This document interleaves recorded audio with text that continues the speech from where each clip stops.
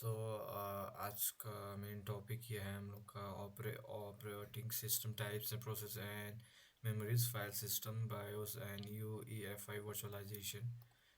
तो सबसे पहले वो ऑपरेटिंग सिस्टम का टाइप्स पढ़ेंगे। तो ऑपरेटिंग सिस्टम का जो टाइप्स है वो हम लोग यहाँ देख सकते हैं। ऑपरेटिंग सिस्टम क्या है? ऑपरेटिंग सिस्टम बेसिकली क्या होता है? ऑपरेटिंग सिस्टम क्या करता है? ऑपरेटिंग सिस्टम एक काइंड ऑफ आपको एक ब्रिज के जैसा काम कर होता है, यानी कि इंटरमीडिएटरी रहता है जो कि हार्डवेयर और सॉफ्टवेयर के बीच में इंटरेक्ट करने में हेल्प करवाता है। फॉर एग्ज़ाम्पल, आप कभी भी अगर गेम खेलते हो तो आपको बहुत सारे परमिशंस चाहिए होते हैं, फाइल सिस्टम का एक्सेस चाहिए होता है। तो आप कभी भी गेम एक सॉफ्टवेयर हो गया, अब वो डायरेक्टली आपका हार्डवेयर एक्सेस नहीं कर सकता है, इसीलिए ये ऑपरेटिंग सिस्टम के थ्रू ये रिक्वेस्ट पुल आउट करता है और ऑपरेटिंग सिस्टम ब्रिज बन के ये सब रिक्वेस्ट को पूरा करता है। और ऑपरेटिंग सिस्टम का भी तीन टाइप के ऑपरेटिंग सिस्टम बेसिकली अभी है। टाइप्स भी नहीं बोलेंगे, अलग अलग कंपनीज भी बोल सकते हैं। और ऑपरेटिंग सिस्टम जो बेसिकली तीन टाइप के होते हैं, वो Windows, Linux and Mac OS होते हैं। और विंडोज़, लिनक्स और मैक ओएस तीन तरह के ऑपरेटिंग सिस्टम होते हैं। विंडोज़ सबसे पहला ऑपरेटिंग सिस्टम होता है जो कि माइक्रोसॉफ्ट के द्वारा निकाला गया था अर्ली 90s में। और इसमें ये चीज़ है कि ये बहुत पुराना ऑपरेटिंग सिस्टम है, इसीलिए और सेकेंडली कि ये बहुत ज़्यादा सिक्योर बोला जाता है, क्योंकि इसमें ये बेसिकली ओपन सोर्स नहीं है। इसमें हर चीज़ में लिमिटेशंस है और हर कुछ आप अपने से चेंज नहीं कर सकते हो। तो इसीलिए विंडोज़ थोड़ा सा वो है। लेकिन ये काइंड ऑफ डम डिवाइस भी कहा जाता है ज़्यादातर, क्योंकि ये बहुत कुछ समझ नहीं पाता है। लेकिन सेकेंडली अगर हम लोग आए तो लिनक्स होता है। लिनक्स बेसिकली एक ऐसा ऑपरेटिंग सिस्टम होता है जो कि बेसिकली आपको एक ऐसा इन्वायरमेंट क्रिएट करके देता है जो कि जिसमें आप अपने से कुछ भी कर सकते हो। ये kind of open source operating system रहता है जिसका कोड वगैरह आप चेंज करके एक अपना नया ऑपरेटिंग सिस्टम डेवलप कर सकते हो, जैसा मैक ओएस ने किया था।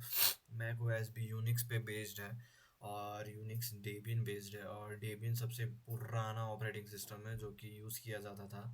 और उसको उसी के बेस पे हम लोग लिनक्स ने बनाया था। लिनक्स के बेस पे और बहुत सारे लिनक्स के वर्जन्स बने हैं डेबियन के बेस में।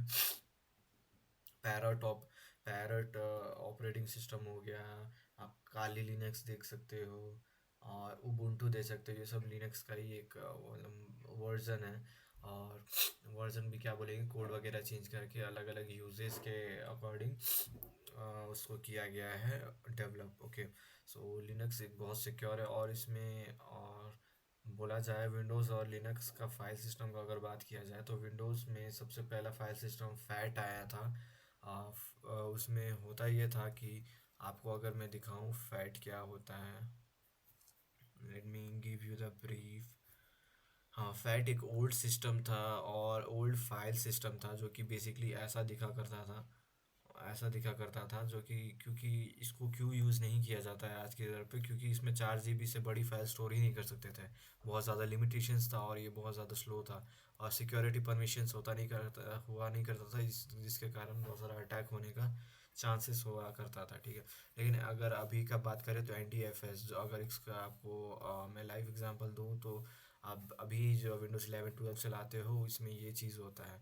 तो let me give you an इसका बेनिफिट्स क्या है, फीचर्स क्या है। सबसे पहले इसमें फाइल परमिशंस रहता है, जर्नलिंग करता है। अब जर्नलिंग क्या होता है? जर्नलिंग बेसिकली काइंड ऑफ जैसे हम लोग कोई भी काम करते हो तो उसको नोट करते हैं ना। अगर फ्यूचर में हम लोग को वही चीज़ कंटिन्यू करना रहा तो हम लोग अपना जो रिटर्न नोट्स है या जो भी हम लोग ने जर्नल किया है उसको देख के कंटिन्यू कर सकते हैं। वैसे ही नया NTFS में यही होता है कि विंडोज़ में जर्नलिंग किया जाता है। अगर सिस्टम अगर बंद भी हो गया तो बाद में इसको कंटिन्यू किया जा सकता है। और ये विंडोज़ 10 11 में मोस्टली NTFS यूज़ किया जाता है। और एक्स फैट भी थोड़ा सा बड़ा था, मतलब ये फैट का ही थोड़ा एक्सटेंडेड वर्जन था, लेकिन ये भी उतना इनफ नहीं था। और अगर ये है NTFS और इसका अगर हम लोग बात करें तो अगर ये था। और बायोस वर्सेस UEFI क्या होता है? BIOS versus UEFI। अब बायोस क्या होता है? बायोस बेसिकली आपका बूटिंग सिस्टम होता है। जब भी आपका विंडोज़ या कोई भी मतलब विंडोज़ मतलब खुलता है या ओपन होता है, जैसे आप स्टार्ट बटन दबाते हो अपने लैपटॉप में तो वो बूट होता है।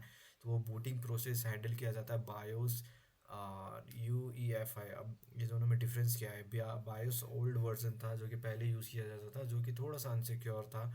और ये 16 बिट, मतलब ये टू टू टीबी तक हार्ड ड्राइव सपोर्ट करता था। और यू ए एफ आई जो है वो बेसिकली मॉडर्न टेस्ला है।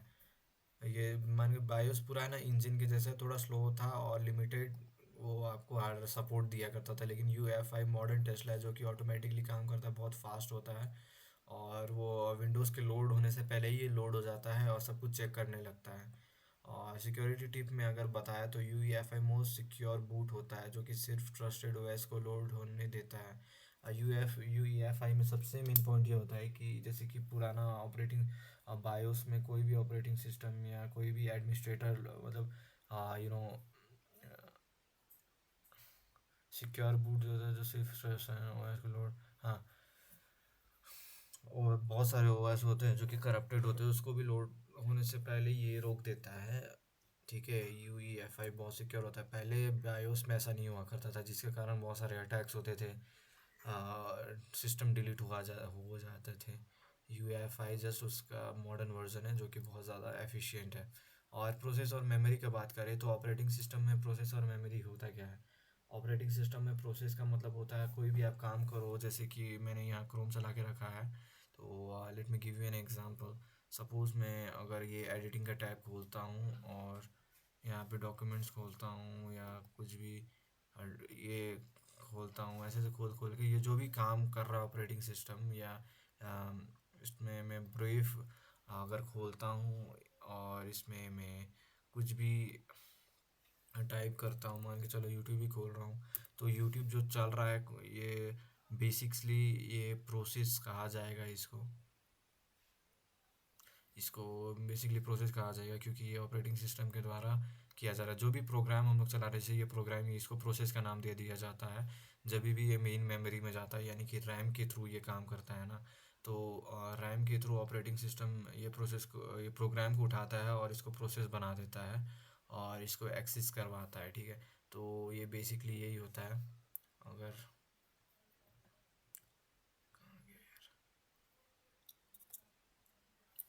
हाँ, तो ये बेसिकली ऐसे ही करते हैं। ठीक है, और अगर आपको मैं फिर से लेके चलूँ नोट्स पे, तो ये प्रोसेस होता है। और थ्रेड्स क्या होता है, अगर थ्रेड्स को मैं समझाऊँ तो जैसे कि ये क्रोम खोलना हम लोग का एक प्रोसेस है। ठीक है, क्रोम खोलना हम लोग का एक प्रोसेस है, सिंपल। और क्रोम खोल लिए हम लोग, ये एक प्रोसेस हो गया और इसके अंदर मल्टीपल टैब्स खुला हुआ है, एक दो तीन, और ये तीन टैब्स अलग अलग काम करेगा और अपना अपना एफिशिएंसी से काम करेगा, उसको थ्रेड्स बोलते हैं, सिंपल एज दैट। और उसके बाद अगर हम लोग थर्ड में जाते हैं कि मेमोरी के चार पिलर होते हैं, यहाँ प्रोग्राम की इंस्ट्रक्शन लिखी होती है, ये सब बहुत अगर आपका सिस्टम का स्टैक कैपेसिटी 10 प्लेट के है और अटैकर 12 प्लेट टॉस दे तो स्टैक ओवरफ्लो हो जाएगा। इसे अटैकर मेमोरी में अपना गलत कोड घुस सकता है। ये सब आगे पढ़ेंगे। फाइल सिस्टम एंड स्टोरेज की फिलोसफी, ये तो हम लोग ने पढ़ लिया, T F S everything is a. हाँ, लिनक्स में कुछ भी होता है, लिनक्स में हम लोग का जो फाइल सिस्टम यूज़ होता है वो ext4 होता है, जो कि बेसिकली हर एक चीज़ जो भी प्रेजेंट रहता है उसको फाइल की तरह ट्रीट करता है, कुछ भी हो। और थ्रेड्स तो हमने पढ़ ही लिया और बेसिकली यही सब था। और प्रैक्टिकल भी हमने कर लिया। और अगर मैं वर्चुअलाइजेशन का बात करूँ, virtualization let me give you an, हाँ, वर्चुअलाइजेशन ये रहा। तो वर्चुअलाइजेशन क्या होता है?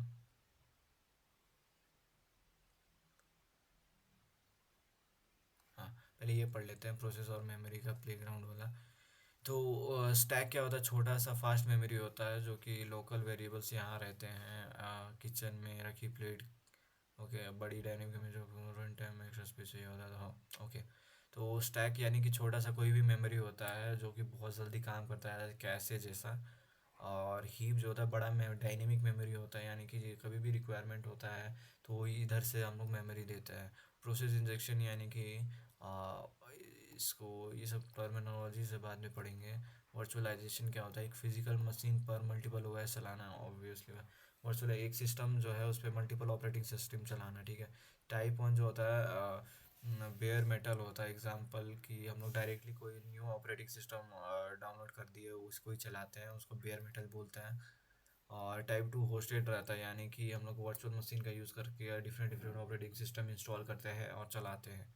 और वी एम एस्केप जो होता है, यानी कि अगर मान के चलो आप वर्चुअल मशीन चला रहे हो और उसके और आप एक्चुअल में आपका जो ऑपरेटिंग सिस्टम है विंडोज़ है, लेकिन उस पर आपने वर्चुअल मशीन डाउनलोड किया है और लिनक्स उसमें यूज़ कर रहे हो, तो उससे अटैक कर रहे हो अगर आप, तो लिनक्स के थ्रू अटैकर आपके मेन ऑपरेटिंग सिस्टम में घुस सकता है। उसी को वी एम एस्केप कहते हैं।